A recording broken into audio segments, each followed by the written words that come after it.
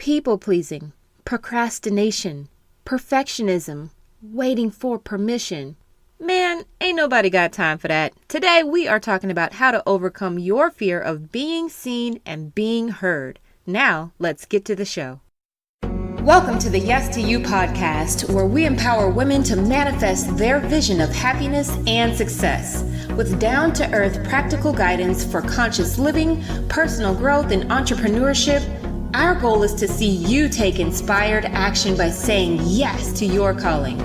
I'm your host and founder of RohiniWellness.com, Dominique D. Wilson. And now, let's get into the topic of the hour.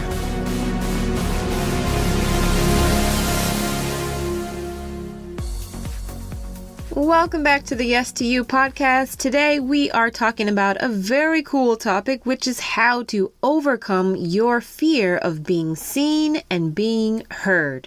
I do not believe in coincidences, so if you are listening to this episode right now, it's because you were drawn to this podcast because there's something in you that desires expression at a greater level.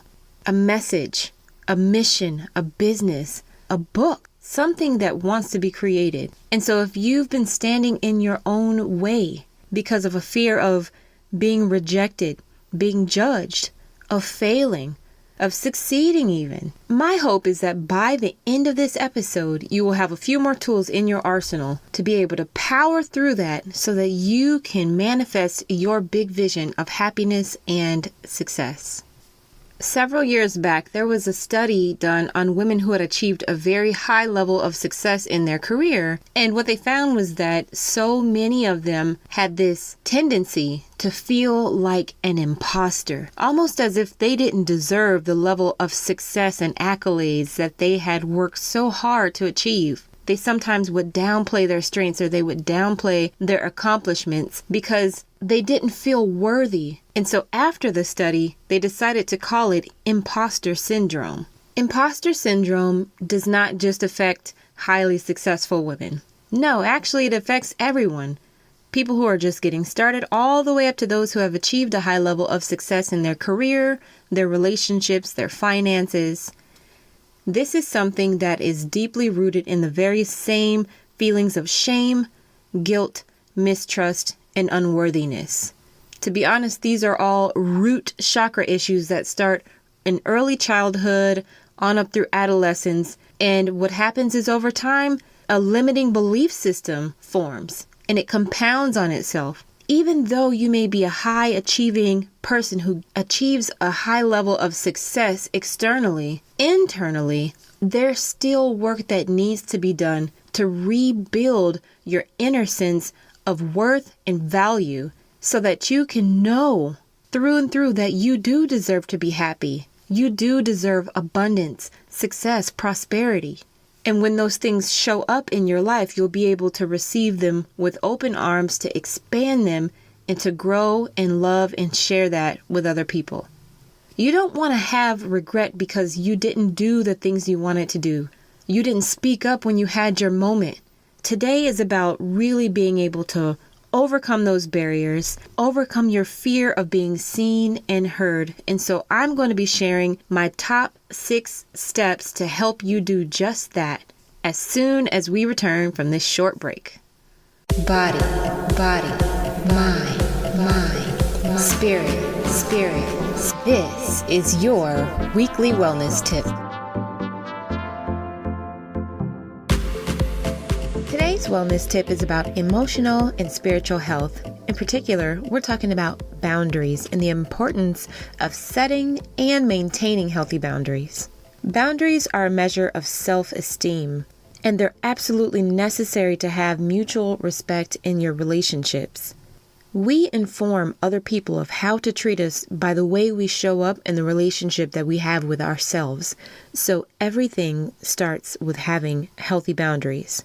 If you feel uncomfortable around certain people, if you feel taken advantage of, or if you often feel taken for granted by other people, this might indicate that your boundaries are a bit compromised. The good news is there are a few things that you can do starting right now to strengthen your boundaries. This is going to strengthen your self-respect, it'll increase your self-esteem, and it'll let other people know that there is a standard of treatment and that there's an expectation of mutual respect at all times. The first self-care tip is grounding. Our aura picks up so much energy from around us. Being able to ground will help you to recenter, to protect your energy, to make sure that you're exerting it towards the things that are most meaningful, fulfilling, and healthy for you. A few ways that you can ground your energy are through my inner guidance meditation. I will link that in the show notes. It's completely free. The second way to ground is to connect with nature. You can do this by going outdoors, bringing some indoor plants inside your home. I know it's a bit cold outside right now. We are in the middle of winter. You can also use something like a Himalayan salt lamp. This will release negative ions into your environment, which is the same thing you would get if you were walking barefoot outside. And these things can really help you to ground your energy.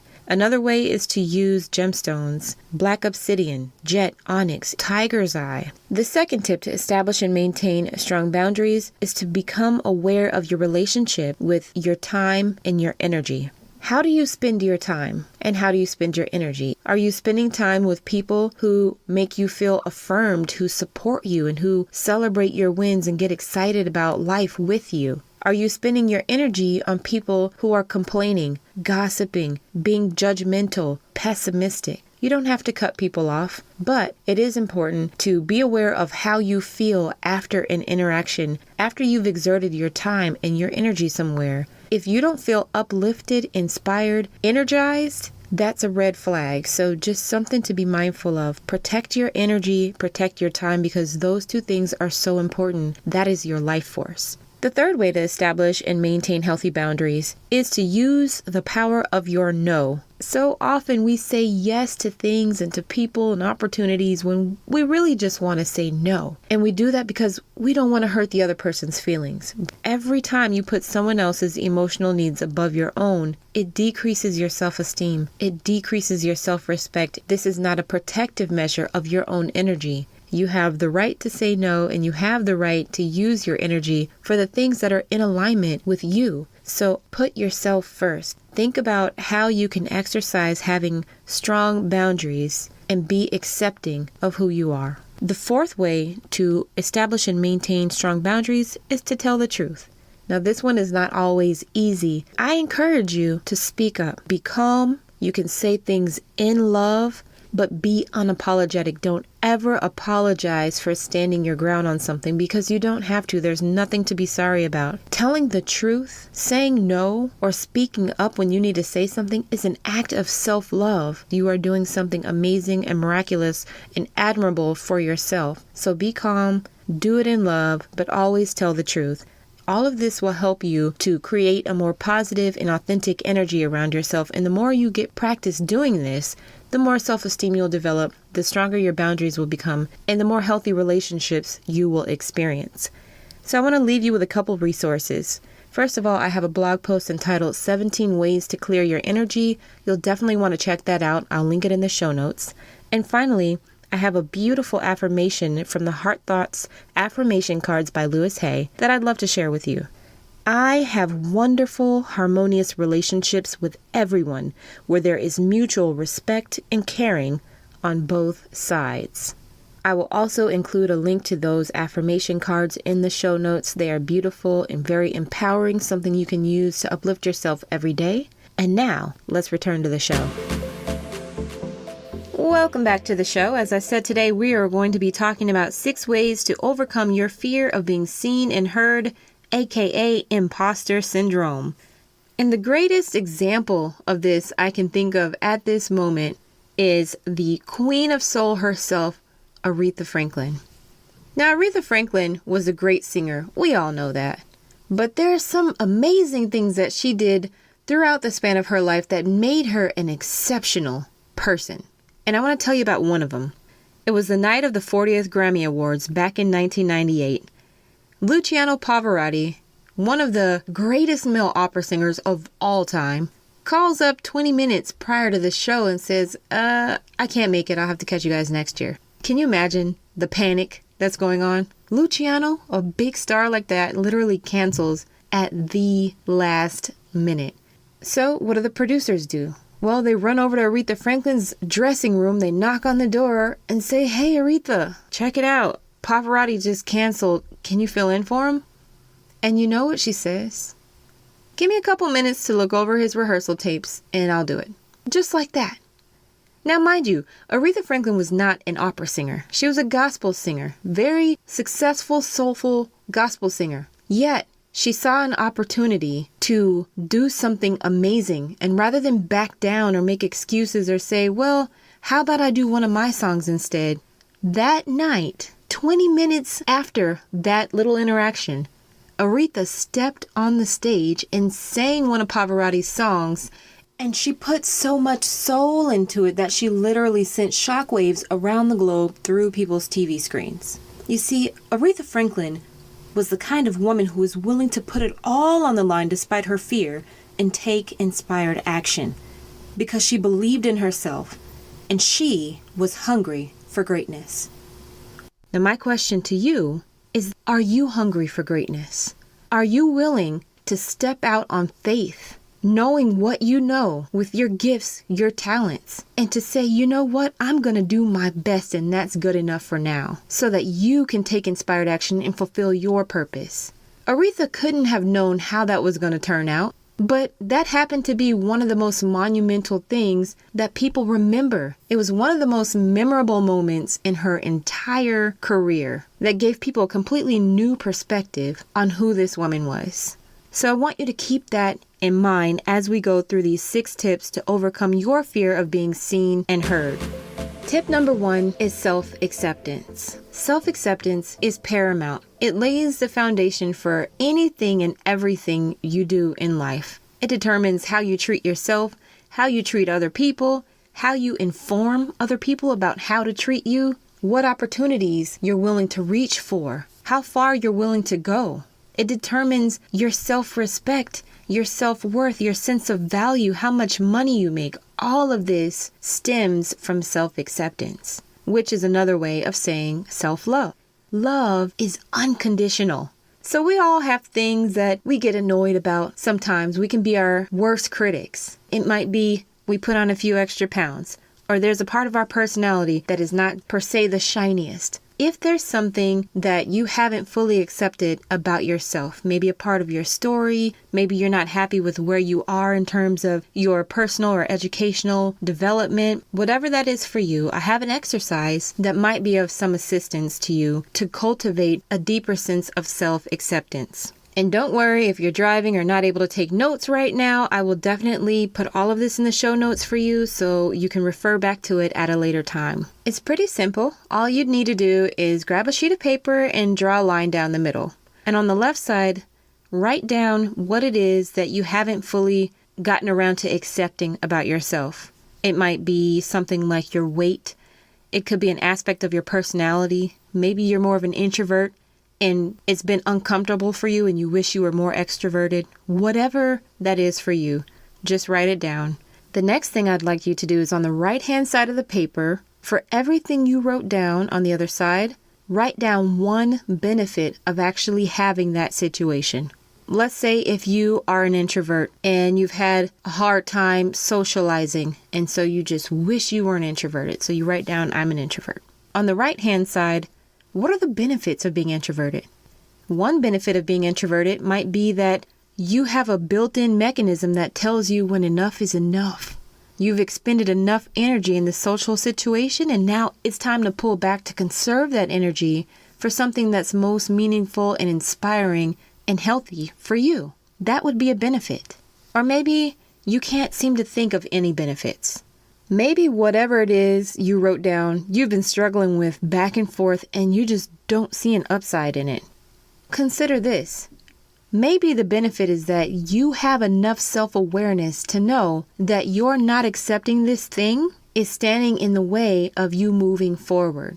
That is a benefit. There are millions of people around the world who are totally asleep.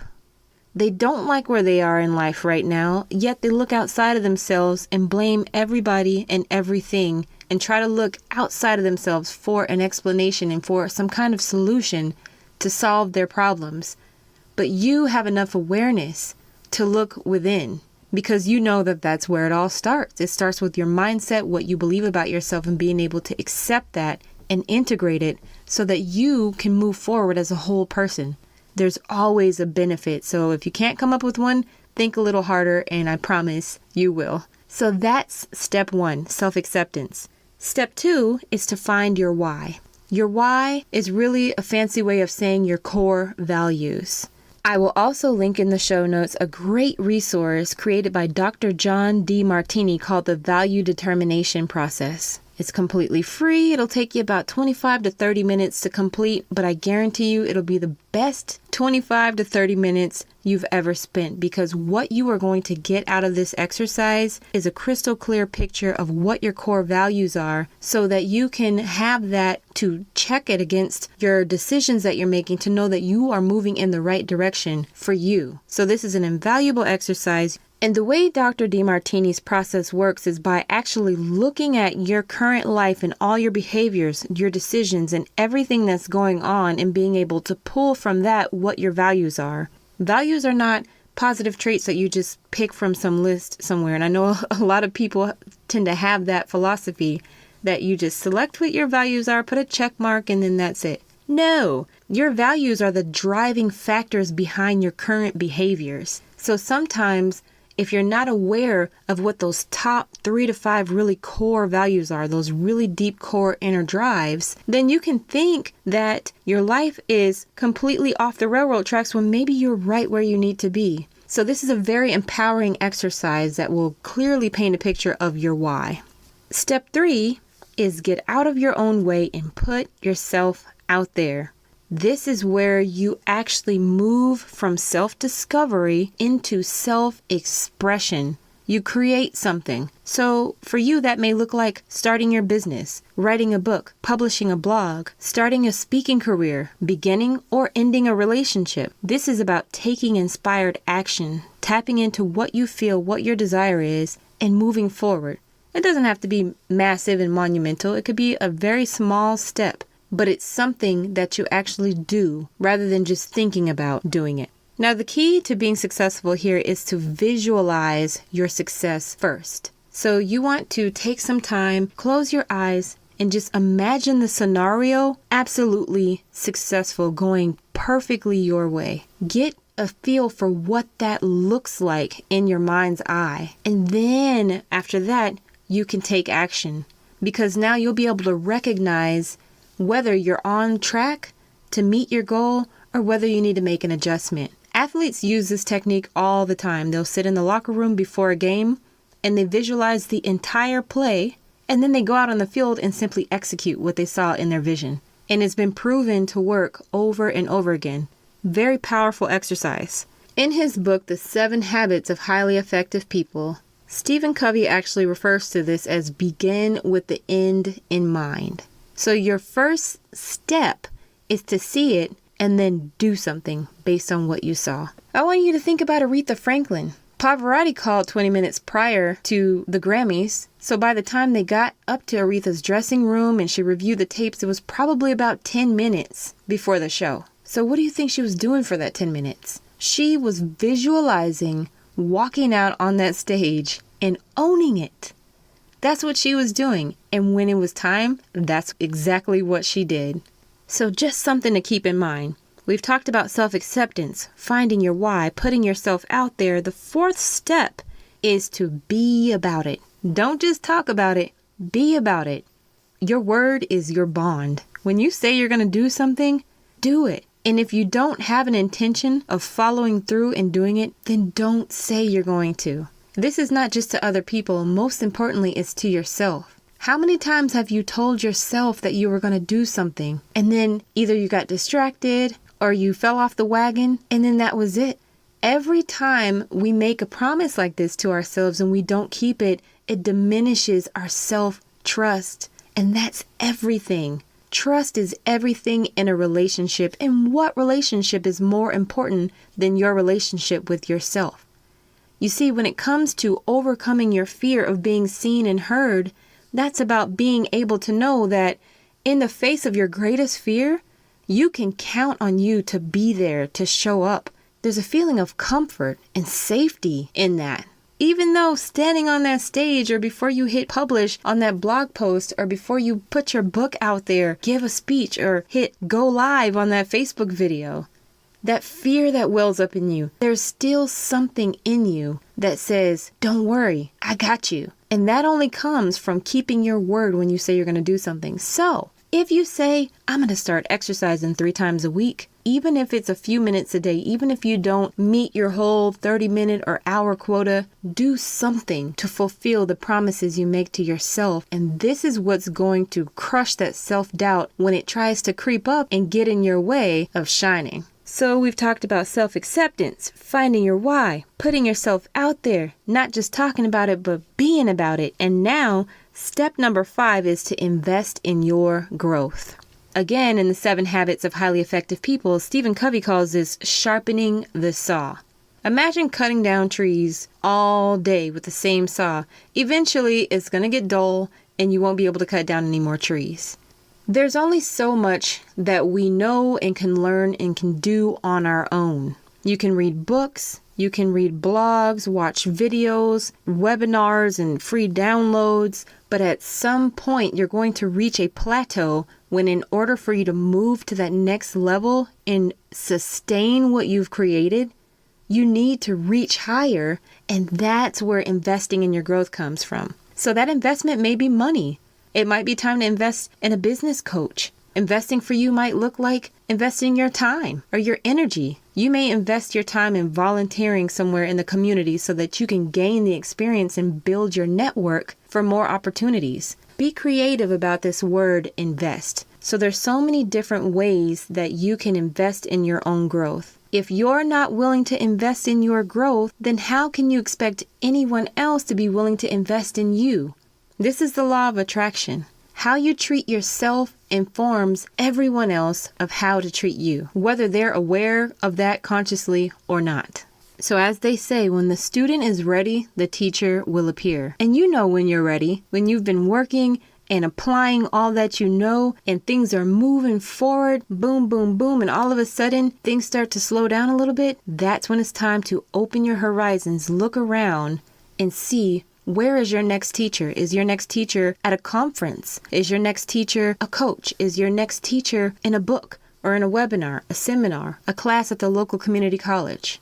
Could be anywhere. Just something to be aware of. So we talked about self-acceptance, finding your why, putting yourself out there, being about it rather than just talking about it, investing in your growth, and finally, step number 6 to overcome your fear of being seen and being heard is to create an environment that affirms you. Now, in the previous episode, I talked a little bit about your power circle. They say you're an average of the 5 people you surround yourself with. So think about who those 5 people are for you. Do they motivate, inspire, and support you? Do they get excited when you're excited about something amazing you're working on? Are they jealous? Are they negative? Do they criticize you? Do they judge you? Do they bring you down with their sob stories about everything that might go wrong?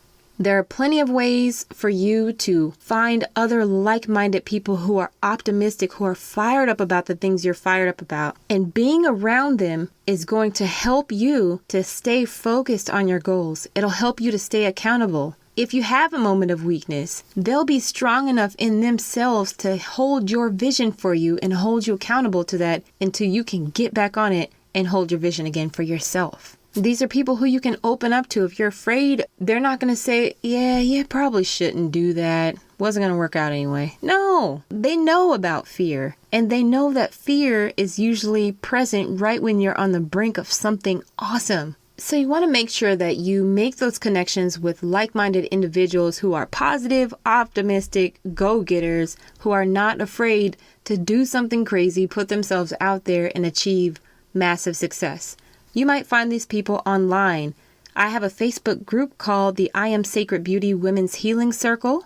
There are other groups out there of entrepreneurs, people who are doing all kinds of amazing things. Another thing you could do is find a local meetup. Go to meetup.com. Link up with some people who are interested in the things that interest you. You might also consider your local chamber of commerce, evite.com for different business functions that are going on, women's brunches for empowerment, or you might consider a civic organization, something like Toastmasters, especially if you are looking to build your confidence and your competence as a leader and as a communicator, which is everything, right? This is a foundational skill that you need no matter what you're doing. And again, another organization where you'll find positive, optimistic people who are focused on growth and elevation. There's so many different ways to connect with like-minded individuals. Some are at a much higher price point. Some are at a very low price point. Some are completely free. You just have to be willing and open to do that. And then you have your physical space. So think about your space, where it is that you live. Things like clutter, outdated clothes or objects that you don't even use anymore.